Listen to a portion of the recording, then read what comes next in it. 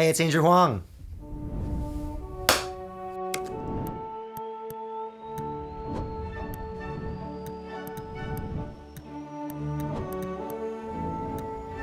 Hey, it's Andrew Huang. And today I'm gonna show you everything about how I make videos. So I'm gonna go into a lot of detail. I'm gonna show you my filming process, both alone and with a team. We're gonna talk about editing, file management, equipment, everything. I wanna show you kind of the three largest branches of content on my channel and what I would consider to be my video style. First is the way I started out and occasionally still do, which is filming and editing videos about the music making process entirely by myself. Second are my found sound projects where I collect a lot of sounds from usually an inanimate object and do these split screen videos where everything's all synced up to different sounds I made and it turns into a beat. We'll talk about how those are put together. And third is larger shoots with a team, something that is both a luxury and a necessity for me now because I can no longer be just a YouTuber. I'm developing software and hardware. I have an online course. This one still feels weird to say, but I'm a best-selling author. I still pick up the occasional commercial scoring gig. I'm still releasing a lot as an artist, and I now have 2 kids. So I'm very fortunate to have a team now, and I'm delegating a lot of stuff. It's a full-on operation, but with the same goals that I had when I started out, which is number 1, make music, number 2, empower other people to make music, and number 3, have fun. Quick shout out to Synology for sponsoring this video. I'm using some of their storage solutions and it's completely leveled up my workflow with my editors, so I'll show you that when we get to the shooting and editing parts of this video. But first, let's go through the whole process of making an Andrew Huang video. I've got a million ideas and I write them all down in a variety of Google spreadsheets. So this is the one that I use for my videos. I just find spreadsheets are helpful for being able to organize my ideas. I'm making sure I cover the variety of topics I want to. I'm making videos for both my main channel, second channel, and socials. I want to make the videos that are really important to me as well as ones that are going to best serve the community. I come up with thumbnails and titles, and I put an X in these columns where certain setups or equipment are needed, which helps me to batch my work. A lot of people ask if my videos are scripted or not, and I don't think I've ever written an entire video word for word, but I will do some sections in like an educational thing if there's something really complicated that I want to convey the best possible way. A step down from that would be like a bullet point outline of what I know I'm trying to hit. And then of course there are videos with no script or outline, just a loose concept that we set up for, and then we turn on the cameras and go for it. When I'm shooting on my own, I'm really firing on all cylinders, especially in the videos where I'm making music like from scratch in the video, because not only am I trying to make the music, I'm trying to think about how the video needs to go, and I'm, changing angles. I just changed to a wide angle lens here in this video. I'm thinking about the lighting. Like right now, I'm standing on my tiptoes because there's a light back there and I just feel like it looks better when it's behind my head. I've also got this big thing that I've been, just shifting around the room so that each shot of me, whenever I move the camera, is lit better. And then I'm trying to come up with all this fun transition stuff. Each of those is a different shot. It was kind of a whole other level today, trying to think about how I was gonna shoot myself shooting myself.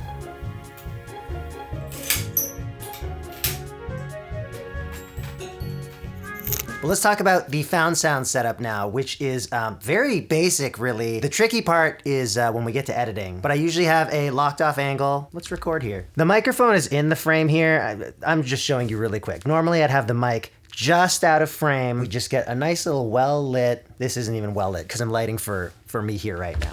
But I'd have some kind of funny thing here that I'm making sounds with. I do all the sounds in one spot usually. And sometimes I already have a plan for the music, so I'm creating exactly the sounds and even rhythms that I know that I'll need. And other times I'm just collecting a bunch of sounds. Then I compose it, and then all of that footage needs to be synced to the right thing in the music when we're editing the video. So I guess now we may as well move on to editing. I think I covered, let me check my outline. No, just check my outline. We need to talk about crew shoots. The crew Crew shoots are always a lot of fun. I love my team, and it's nice to not be alone. Truth bombs. Sometimes it's just one or two other people shooting here with me. Other times we'll be out on location somewhere, or we will rent a larger music studio if we need it for a certain project. And then at most, we will have 2 audio engineers and then 3 or 4 or maybe 5 people even kind of trading off on camera duties, as well as organizing things, lighting, getting a lunch order in, tuning the instruments. There's a lot of stuff that needs to happen, and everybody is multi-skilled. It's not like a very typical film set where it's like one person's job is just moving the lights around. Somebody else just focuses the camera. We're not that luxurious here, yet. We never will be. I have used a lot of different cameras over the years, but for the past couple, I have been very happy with the Sony FX3. I've got 2 of these, and I also have 2 of its younger sibling, kind of cheaper version, the FX30. For lenses, I've got this Sony, I don't even know what lenses are called. FE 1.8 14 mil, got a Sony 90 mil macro and a Rokinon 50. And then my main lens here, which I guess I'll just shoot on this camera, which is a Sony 24 mil f 1.4. See, I don't even really know camera stuff. Anyone can do this. You just read some stuff online and you learn how to, you put light on things, you point it at them, you're a YouTuber. Speaking of lights, these ceiling mounted things, they're from a brand called Gnare. It's also where this big guy came from. So that's like the same light, it's just got a cover on it. A diffuser? I don't know any film stuff, guys. For mics, I used the Rode VideoMic Pro for like most of my career, but I've recently switched to a Deity S mic. You can hear my finger on it right now.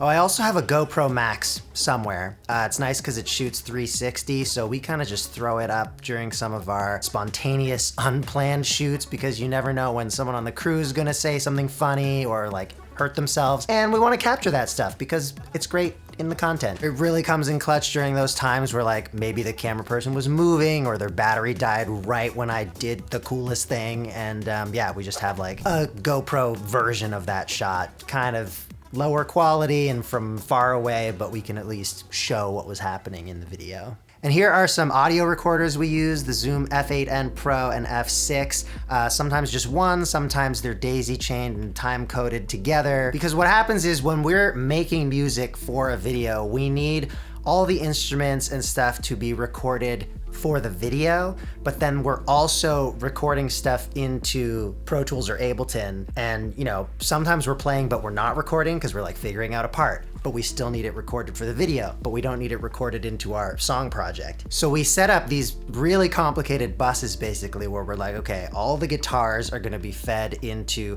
both individual channels on Pro Tools, but as well, they're all gonna be grouped together so that they go into one guitar channel on one of these audio recorders.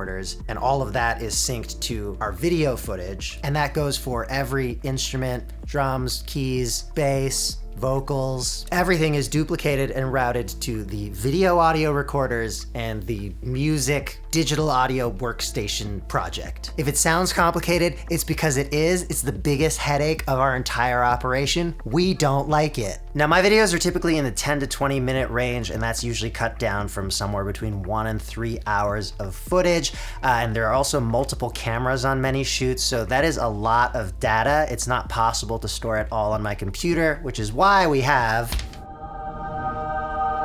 these Synology drives that I mentioned earlier. Thanks again to Synology for sponsoring my channel. I've got a pair of their NAS systems here. Each one has 12 bays of 16 terabytes per bay. So this is years worth of video projects that can be stored on here, as well as just the contents of my entire computer, which is only like 2 terabytes. And I can work directly off them because it's super speedy. It's a 10 gig Ethernet connection. And also, as soon as I transfer anything onto here, it's immediately accessible remotely by anyone on my team. That's been an amazing time saver for us, where we used to like copy things onto drives and then people would pick up the drives, or we're using Google Drive or Dropbox or some kind of system where you upload and then download. Here it's just like put it on there, everyone can access it from anywhere in the world. We also don't even have to do file transfers for clients or collaborators because Synology allows you to create public, password-protected share links or logins for other people where you can allow them to access only specific folders. Everything's also being automatically backed up, and we use the 3-2-1 backup strategy, which means having 3 copies of your media on 2 separate mediums, and one of them is off-site. So we've got a principal and a backup of that principal, and everything's also in the cloud. I don't know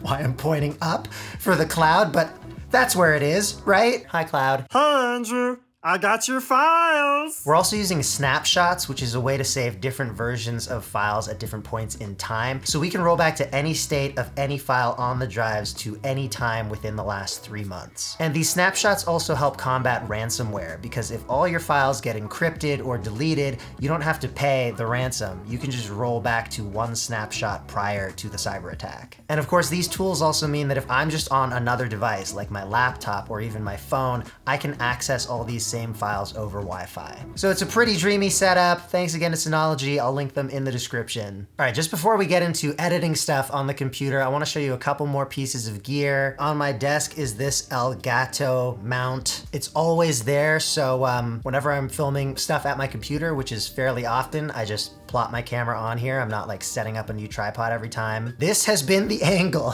for like 2 years. Now also, this camera is on a quick release thingy. I don't remember exactly what this is. I'll link it. But I also have that on all my tripods. So if I have to move a camera, it's just, there's like a locking mechanism here. Boom. Let's talk about editing. I work with a number of editors. Some of them are people who are full-time on my team, and some of them are just kind of hired ad hoc depending on the project. There is a lot of editing. We try to do 2 to 4 YouTube videos a month on my main channel. My second channel is just kind of whenever. We try to post daily on social media, and as many of you will know, social media is all about video now. Can't just get away with photos anymore. Let me show you some stuff on the computer. So let's click on video production. Man, I'm gonna have to blur a lot of stuff here. Why don't we just go to the folder for the video that we're on? Because I know I can reveal that to you. But yeah, I thought I'd show how we organize our files within a video project. So every video project gets its own folder, and then we have an identical folder structure within that. They're numbered because this is approximately the order that you would need the assets. So in videos, all the camera footage goes there, and there will be subfolders if there are multiple cameras. There'll also be subfolders if there are multiple days of shooting. The audio folder will have stuff that comes off of the recorders. It'll have drafts of music that I'm making. Might have some one-off sound effects that we use for videos, but actually we also have this global assets where there are lots of sound effects that we, you know, might want to reuse from video to video. There's a whole folder for sparkles. Back to the video folder. Stills, sometimes we use this. We just need, you know, to put a graphic into a video, so we dump it in this folder so we know where to find it. Exports, this is where video drafts as well as final videos will go. For each video, we make multiple thumbnails. YouTube now allows you to test up to 3 thumbnails at a time, so we'll kind of finesse 3 different options for each video, sometimes more, and we'll run a second test. But yeah, making a thumbnail better is often the lowest lift way to get just so much better performance on your content. You just change out that image, and you know, sometimes we've had it where if we're going from not a great thumbnail to a really good one, it can be a difference of like 150% as many people clicking. And then we've got timelines. I don't know what this folder is for. Maybe an editor can chime in now. I do still do some editing, but you know, I have the luxury of this team that takes care of anything and everything edit-wise that I could hope for. They pull in the files, they set up the projects, they do the first passes. Sometimes they'll do the entire video. I'll hop in here or there where like I know there's a specific thing that I want to do where it's just going to be faster for me to do it than for me to explain. And again, with Synology, we love this workflow. Any editor at any point can hop into the project. Maybe someone's in a real time crunch with one project and we're trying to move something else forward, or I just want to pop in and touch something up. It's all accessible to all of us. That's my alarm that I'm on dad duty in 1 minute. I mean, kind of ties in perfectly. I need to be able to delegate as much editing as possible to my team because I just got a lot going on in life. So we're gonna continue talking about editing on another day, but it will be with this exact same camera angle, thanks to this Elgato stand.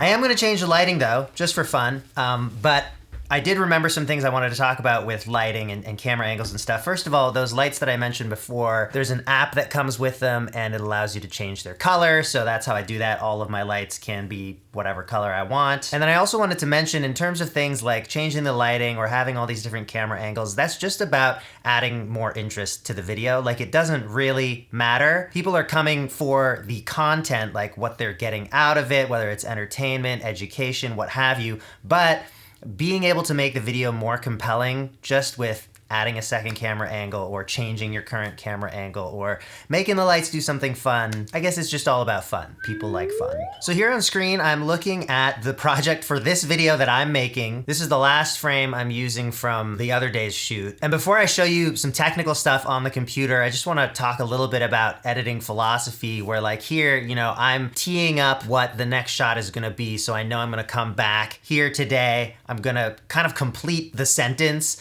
or at least pick up where I left off. I feel like that flow is so important for videos because it's not just about having the material in the video, it's about how the viewer is gonna receive it. Like where are the spots where they're gonna be able to take in a lot of information and where are the spots where they might need a moment to think about stuff or they might just want a little breather before you change topics, that kind of thing. I would also say we cut a lot. I mentioned earlier, you know, for a 10 or 20 minute video, we might have filmed for 1 to 3 hours. I watch a lot of content where people just don't get to the point or they waste a lot of time with filler and I just don't like that, so I try not to do it. If you've got a little section that's feeling kind of iffy, like, oh, will this be interesting? Is it super necessary? Probably it's not. So we are in DaVinci Resolve, which I highly recommend. It is free, but it is so fully featured. I mean, we've used Final Cut before, we've used Premiere before. Plenty of video editing software can get the job done, but it's just amazing that DaVinci is, you know, pro level and free. So let's zoom out a bit here. This is the whole project so far. And we use a template project, which is actually mostly about audio. The top 2 tracks are always my vlog. Below that, we'll use as many music tracks as necessary and as many sound effects tracks as necessary. And those get bussed for processing, you know, just some light compression, maybe some EQ, or sometimes we'll set up a side chain so like when I'm talking over music, the music automatically ducks. And then for video tracks, everything just kind of stacks up wherever it's needed, but we have a pretty consistent color coding system. Blue clips are video, beige clips are titles. Yeah, planning. This isn't done yet, we'll make it look nicer, but you probably already saw this finished title card. Orange clips are notes from me to the editors. Pink and green are notes from other editors, either to me or to other editors. And then for audio, we've got purple for my vlog, green for music, and yellow for sound effects. And I really like this. If you move a clip to another type of track, it changes color. So just handy ways to navigate things as smoothly as possible. I also want to point out the way that I have things laid out here is kind of how I like to edit. I don't know what my editors do, but I prefer having audio tracks larger. The video tracks, like, I don't need to see this. That doesn't help me. I look at the audio when I'm cutting because that's when I see, you know, my talking, I see music beats, silence. I can tell by the shape of a waveform now if I've tried the same line twice, and I'll know that I can just grab the last take. I also have the actual video window pretty small on my screen because I know a lot of people watch on their phones, and so I want to kind of have that same experience. It's very different watching something on your phone versus watching something on a big screen TV, which I know people also do with YouTube, but when I look at my analytics, it's a little over 50% of people watching on their phones. So I want to make sure it looks good there first. You know, if there's text on screen, it's readable. And then I know that anybody watching on something bigger will be able to see stuff just fine. The reason why I use 2 audio tracks for my vlogging is because sometimes on cuts, it's just helpful to have them overlap a little bit. It just makes things smoother rather than having something completely cut off. And it also allows you to tighten up the pacing when you want to, because you have a little bit of the end of one word hang over the start of the next word. And you know, when I'm talking about pacing, I mean like down to the frame. I will be adjusting these kinds of edits by 1 or 2 frames to get the flow that I feel is best. Let's talk about the high 5. I have been using this file, high_5.mov, for about 10 years, I think. So you saw how this worked right at the start of the video. When I start filming a video, I'll do a clap and we'll just take that audio and move it over to where my hand stopped moving in its little high five trajectory. Then we move this little star graphic on top of it. I wanted to call this out specifically because I've seen a lot of people comment that they appreciate that I match the reverb of my clap to whatever environment I'm in. And I think in their mind, they're like, oh, he's using the same clap sample every time, but then adding reverb. And it's so much simpler than that. I just get a clap every video.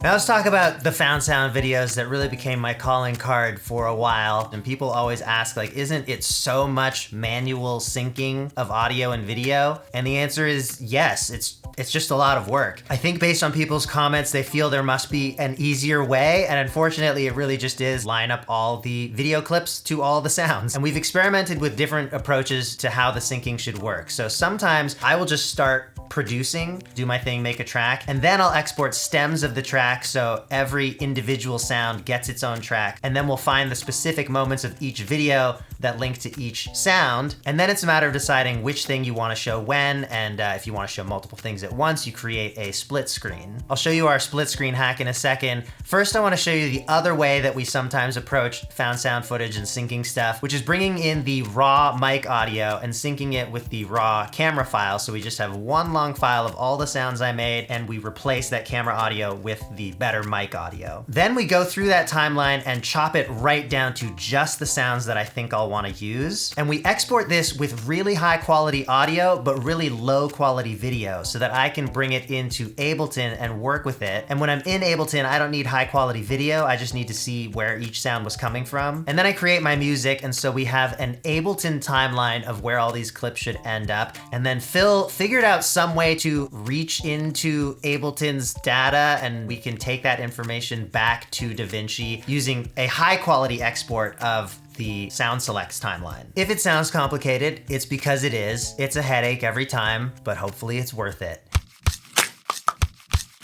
The split screen thing is also a headache, but we figured out something much better. So let me show you the old way we used to do it. Here are those random sounds that I grabbed with my book earlier in the video. You know, we do stuff like this where, let's say this was our, let's just make this a quick little beat right now.